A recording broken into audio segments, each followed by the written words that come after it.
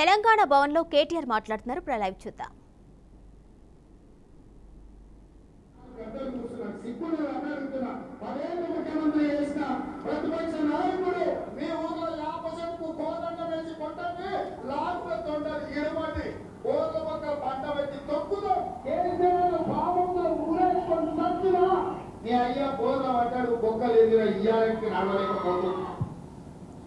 మరి ఇవన్నీ ప్రవచనాలు, ఇవన్నీ సూక్తులు, నీతి సూక్తులు, చాలా మంచి సుభాషితాలు. ఎలక్షన్ కమిషన్కి ఏమో ఇవి చాలా చక్కటి సుభాషితాల్లాగా వినబడతా ఉన్నాయి. ఇంతకంటే దారుణంగా మాట్లాడినాడు రేవంత్ రెడ్డి. కేసీఆర్ తల నరకండి, కేసీఆర్ తల నరకండి, కేసీఆర్ తల తెగ్గోయండి, ఇట్లాంటి మాటలు కూడా ఈ ముఖ్యమంత్రి మాట్లాడిన మాట. ఇవేవి కూడా ఎలక్షన్ కమిషన్కు కనబడదు. ఇవేమో ప్రవచనాలు, సూక్తులు, సుభాషితాలు.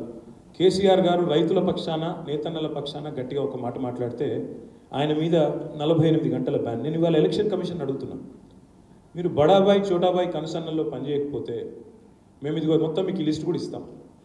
ఇప్పటికి 27 కంప్లైంట్స్ ఇచ్చాం. 27 కంప్లైంట్స్ అఫీషియల్గా ఎలక్షన్ కమిషన్కి మా పార్టీ తరఫున. ముఖ్యమంత్రి రేవంత్ రెడ్డి మీద 8 కంప్లైంట్స్, మరొక 19 కంప్లైంట్లు మిగతా వాళ్ళ పార్టీ నాయకులు వాళ్ళ వైఖరి మీద, వాళ్ళ మాట్లాడుతున్న మాటల మీద మరి మేము ఇవ్వడం జరిగింది. మొత్తం మీకు ఇస్తాం. పట్నం సునీత మహేందర్ రెడ్డి, ఉత్తమ్ కుమార్ రెడ్డి, పొన్నం ప్రభాకర్, జూపల్లి కృష్ణారావు, రఘునందన్ రావు అనే బీజేపీ నాయకుడు, మొత్తం కలిపి 27 కంప్లైంట్స్ ఇచ్చాము. ఒక్కటంటే ఒక్కదాని మీద కూడా యాక్షన్ లేదు. కేవలం కొండా సురేఖ గారు ఏదైతే ఒక్కటి మాట్లాడినారో దాని మీద మందలింపు, సెన్షర్, ఒక్కటే ఒక్కదాని మీద మాత్రం మందలింపు తప్ప ఈ రోజు వరకు ఒక్కటంటే ఒక చర్య కానీ వారి ప్రచారాన్ని నిషేధించడం కానీ ఇంకోటి కానీ కాదు. ఇవాళ వాస్తవం ఏంటంటే కేసీఆర్ గారు బయటికి వచ్చేసరికి, ఆయన బస్సు యాత్ర ప్రారంభించేసరికి ఇవాళ రాష్ట్రంలో కాంగ్రెస్కు, అటు కేంద్రంలో ఉన్న బీజేపీకి ఇద్దరు కూడా దడ పుట్టింది. ఎందుకంటే రోజు వాళ్ళకి డే టు డే రిపోర్ట్స్ వస్తాయి. స్టేట్లో ఇంటెలిజెన్స్ రిపోర్ట్స్ ఉంటాయి, కేంద్రంలో ఐబీ రిపోర్ట్స్ ఉంటాయి. కేసీఆర్ గారికి ప్రజలు బ్రహ్మరథం పడుతున్నారు. ఆయన సభల్లో వస్తున్న స్పందన, రోడ్ షోలకు వస్తున్న ఉత్సాహపూరితమైన వాతావరణం, ఇదంతా కూడా వాళ్ళకు కంటగింపుగా మారింది. ఎందుకంటే 2014లో బడాబాయి చేసిన మోసం, 2023లో చోటాబాయి చేసిన మోసం, కేసీఆర్ గారు పూసగుచ్చినట్టు వివరిస్తూ ప్రజాక్షేత్రంలో ఎండగడుతుంటే వాళ్ళు మరి తట్టుకోలేక ఇవాళ గ్యారంటీలను వదిలేసి చోటాబాయి గారు చేస్తున్న విన్యాసాలు, బూతులు, ఇవన్నిటిని ప్రజలకు విడమర్చి చెప్తుంటే తట్టుకోలేక ప్రజల దృష్టి మలచడానికే ఇదొక పన్నాగం అనేది మా పార్టీ యొక్క స్థిరమైన అభిప్రాయం.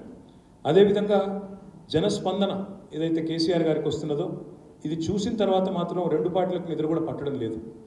సర్వేలు వస్తున్నాయి కొత్తగా, 8 నుంచి 12 సీట్లు గెలిచే అవకాశం బీఆర్ఎస్ పార్టీకి ఉందని.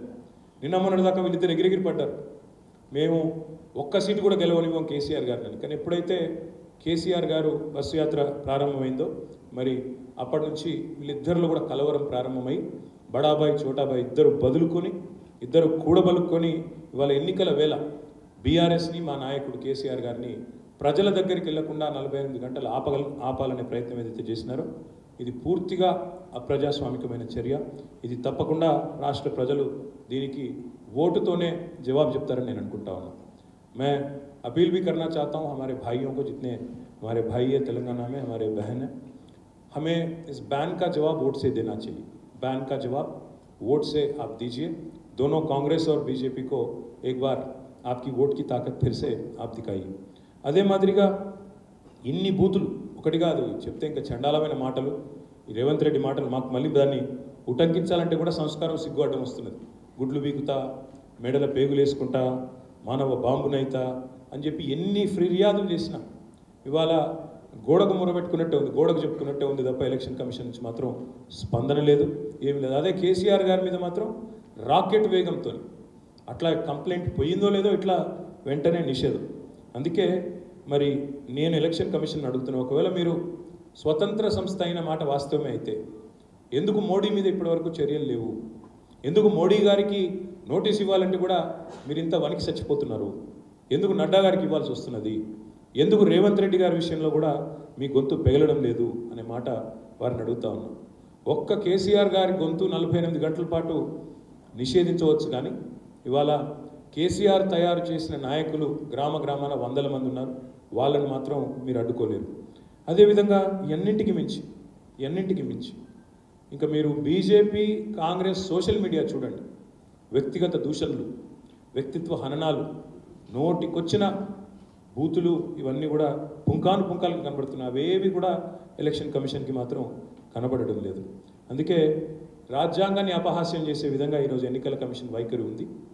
డాక్టర్ బాబాసాహెబ్ అంబేద్కర్ గారు రచించిన రాజ్యాంగాన్ని, రాజ్యాంగంలో వీళ్ళకి ఇచ్చిన స్వయం ప్రతిపత్తిని అపహాస్యం చేసే విధంగా ఇవాళ పూర్తిగా ఎన్నికల కమిషన్ అనేది ఒక పార్టీకి, కొంతమంది నాయకులకు ఆధీనంలో ఉన్నట్టుగా కనబడుతూ ఉంది.